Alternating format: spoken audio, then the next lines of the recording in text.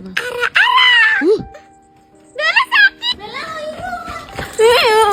Masih kenapa Azra? ninggalin aku jauh-jauh dari sana lari. Maaf, aku gak kedengeran serius. Maaf ya. Aku juga nggak denger sih, ini lagi pakai TBS buat nonton anime.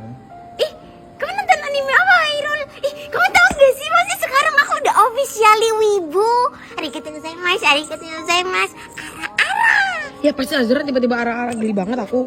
Ih, apa sih Bel? Kamu gak tahu apa-apa ya tentang kehidupan wibu aku sama Hairul? Iya gak sih, Hairul?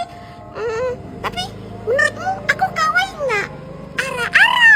Nggak kagum kayak Bella. Dia nggak wibu soalnya.